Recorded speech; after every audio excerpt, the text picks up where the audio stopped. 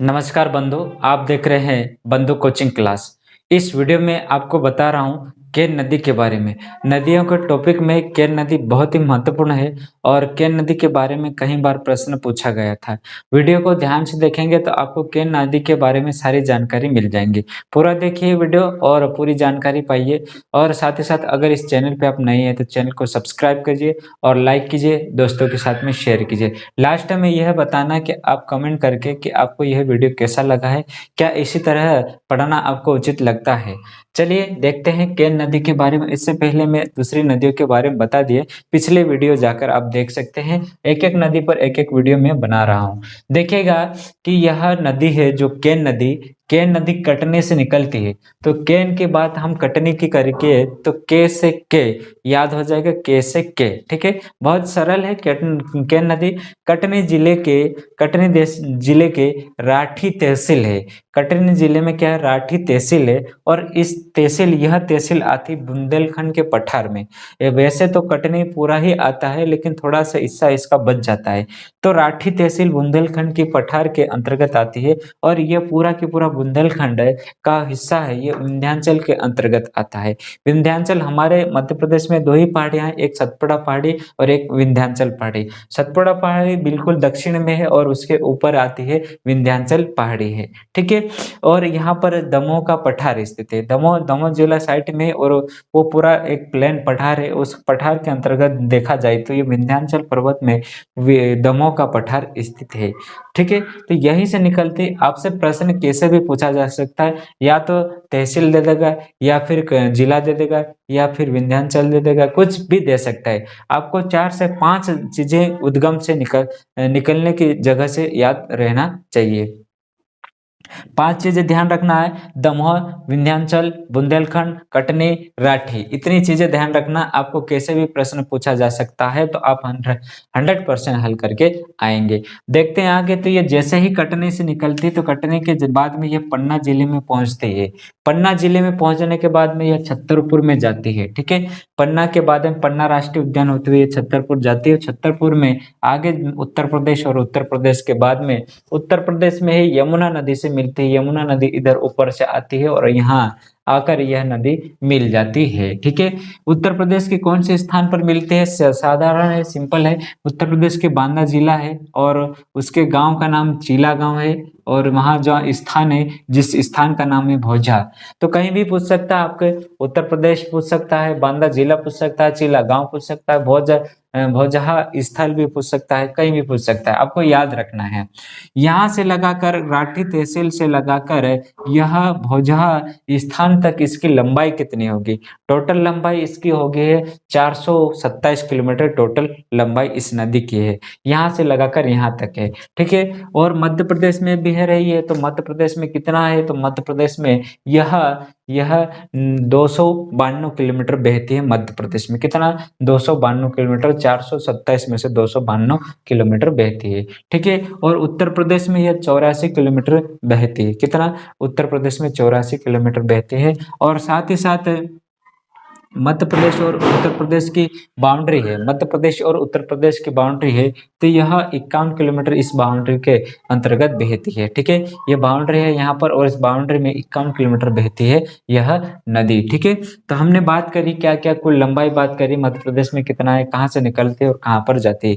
बस इतना इंपॉर्टेंट है आपके लिए, ये बहुत ही महत्वपूर्ण है। ठीक है, आगे हम बात करते थे इस नदी को प्राचीन नाम में क्या कहा जाता है। सबसे पहले नदी को प्राचीन नाम भी पूछा जाता है। तो प्राचीन नाम क्या क्या होता है, तो देखिए कर्णवती इसका नाम है। प्राचीन नाम क्या है, कर्णवती है। ठीक है, कर्णवती भी नाम कहा जाता है, इसको शक्तिमती भी कहा जाता है। क्या कहा जाता है, शक्तिमती, ध्यान रखिएगा। फिर कहा जाता है इसे दीर्णावती कहा जाता है। क्या कहा जाता है, दीर्णावती कहा जाता है। फिर और भी कहा जाता है इसे श्रावणी कहा जाता है, श्रावणी कहा जाता है। फिर केनास कहा जाता है, फिर केयान कहा जाता है। फिर बुंदेलखंड के पठार और पन्ना राष्ट्रीय उद्यान के जीवन रेखा भी है।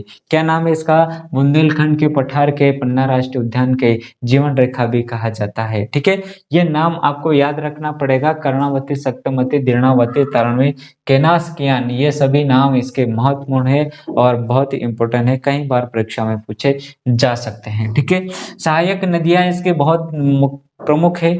बहुत ही महत्वपूर्ण है सहायक नदियाँ। प्रमुख कौन-कौन सी देखिएगा, उर्मिल नदी इसकी महत्वपूर्ण सहायक नदी उर्मिल नदी, फिर रनगवा नदी है, रनगवा नदी और शामरी नदी और किलकिला किलकिला नदी है और बाना नदी है, सोनार नदी और कोई कोपरा नदी। ये सारी नदियाँ इसकी सहायक नदियाँ है, ठीक है? ये भी बहुत महत्वपूर्ण है। इसके बाद में हम आगे बढ़ते हैं तो इसके बारे में कुछ और फैक्ट है उनको लिख कर पढ़ते हैं, ठीक है? इसको थोड़ा-सा आप वीडियो को रोक कर उतार सकते हैं और इसके बाद में हम आगे बढ़ जाते हैं। और भी इस नदी की हम बात करें इम्पोर्टेंट, तो जैसे कि जलप्रपात इस नदी पर स्थित है जिसका नाम है रनिहा जलप्रपात। कौन सा? रनिहा जलप्रपात है, ठीक है? और यह छतरपुर में है और केन व खद्दर नदी पर है, केन व खद्दर नदी पर स्थित है यह रनिहा जलप्रपात। बहुत ही महत्वपूर्ण जलप्रपात है, इसके बारे में पूछा गया था।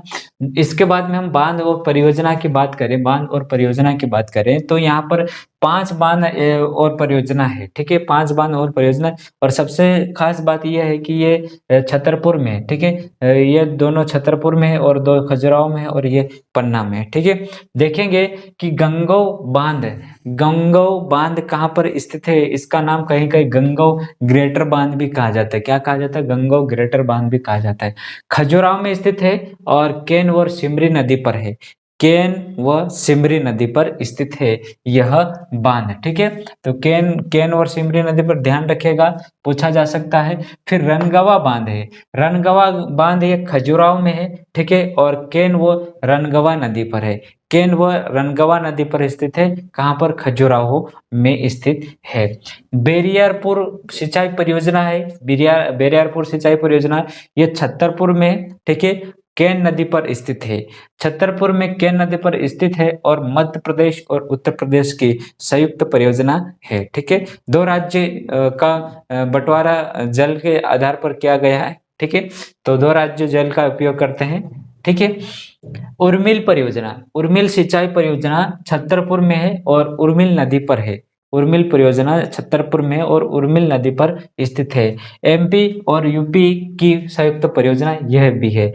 पवई मध्यम सिंचाई परियोजना यह पन्ना में केन नदी पर स्थित है, पन्ना में केन नदी पर स्थित है और मध्य प्रदेश और उत्तर प्रदेश की यह भी संयुक्त परियोजना है। ये सारे के सारे इंपॉर्टेंट फैक्ट थे इस नदी के बारे में, ठीक है? बात करते हैं और थोड़ा-सा सुन लीजिए कि सोनार नदी को सोनार नदी कहा जाता है और यह 186.7 किलोमीटर है। मतलब कि सोनार नदी भी इसकी सहायक नदी है। कौन-सी? सोनार नदी सहायक नदी है इसकी, ठीक है? सहायक नदी होने के कारण यह सबसे लंबी है, ठीक है? इस नदी की सबसे लंबी सहायक नदी है जिसकी 186.60 किलोमीटर लंबाई है। कितने? 186.7 किलोमीटर यह लंबी नदी है, ठीक है? केन की प्रमुख सहायक नदी है और प्रमुख सहायक नदी में हम बात करें तो सोनार नदी जो सहायक नदी है वो सबसे लंबी सहायक नदी है, ठीक है? सबसे लंबी सहायक नदी है, ठीक है? और केन नदी में हम और बात करें तो केन नदी के किनारे अजयगढ़ का किला है, ठीक है? अजयगढ़ का किला है, ठीक है? केन नदी के किनारे केन नदी के किनारे पर अजयगढ़ का किला है, ठीक है? किला है, अजयगढ़ का किला है, ठीक है? केन नदी पन्ना राष्ट्रीय उद्यान से होकर गुजरते हैं। और बात करें तो केन नदी पन्ना राष्ट्रीय उद्यान से निकलते हैं, पन्ना राष्ट्रीय उद्यान से निकलती है, ठीक है? ये भी महत्वपूर्ण है, यहाँ से प्रश्न पूछा गया था, ठीक है? और इसके हम बात करें तो पन्ना की जीवन रेखा भी कहा जाता है और पन्ना के एक क्षेत्र में केन नदी के पूर्व में केदार पर्वत का किला स्थित है, ठीक है? ये तो उतना इम्पोर्टेंट नहीं है। और अजयगढ़ के किले को क्या कहा जाता है? तो अजयगढ़ के किले को छतरपुर में, अजयगढ़ के किले को पन्ना में, गढ़ के किले को किले को कहा जाता है खजुराहो मदर ऑफ खजुराहो कहा जाता है। Mother of Khajuraho, mother of Khajuraho कहा जाता है। ठीक है, ये महत्वपूर्ण सारे के सारे फैक्ट है, आपको याद कर लेना है। और साथ ही साथ इन वीडियो को आप पिछले वीडियो और सारे नदियों के बारे में बताए गए हैं उनको भी आप देख लीजिए। ठीक है, एक एक नदी के बारे में आपको एक एक जानकारी मिल रही है। तो इस चैनल पे आप नए हैं तो चैनल को सब्सक्राइब कर लीजिए और साथ ही साथ अपने दोस्तों के साथ में शेयर करें और लाइक करें, कमेंट करें। क्या इसी प्रकार से आपको पढ़ना अच्छा लगता है या फिर पढ़ना चाहिए? ठीक है, चलिए आज के इस वीडियो में इतना ही। केन नदी के बारे में हमने पूरी डिटेल से बात करी है और अगले वीडियो में आपको बताऊंगा दूसरी नदी के बारे में। तब तक के लिए सभी वीडियो देखेगा आप, पिछले वीडियो भी 2 से 3 बार देख लीजिए, आपको सभी चीज़ें याद हो जाएगी। ठीक है, तो आज का हमारा सेशन यही एंड करते हैं और अगले वीडियो फिर से आप देख लीजिए। ठीक है, चैनल पे रहेंगे सभी वीडियो आपको प्लेलिस्ट में मिल जाएंगे और बाकी तो चल ही रही सभी तैयारियां सभी विषयों की और इस एमपी के टॉपिक में सभी के टॉपिक पढ़ाए जाएंगे, निश्चिंत रहिए आप। चलिए, थैंक यू, आज के लिए इतना ही। और इस वीडियो को ज़्यादा से ज़्यादा शेयर करिए अपने दोस्तों के साथ में और थोड़ा सा इस चैनल को सपोर्ट कीजिए। आपके लिए ही ये बनाए गए हैं, आपकी तैयारी को कंप्लीट करेंगे हम। ठीक है, भरोसा रखिए और शानदार तरीके से मैं आपको ऐसा ही पढ़ाता रहूँ। मेरा मनोबल बनाइए। ठीक है, समझदार हो तो थोड़ा सा समझदारी का यूज़ कीजिए, आप लाइक कमेंट ज़रूर कीजिए। ठीक है, धन्यवाद आप मेरी इतनी सी बात सुनने के लिए। आप इस चैनल पे बने रहें तो बहुत ही आपका शुक्रिया। और क्या और भी मैं ज़्यादा बयान नहीं कर सकता हूँ। थैंक यू, इतना ही। चलिए मिलते अगली वीडियो में।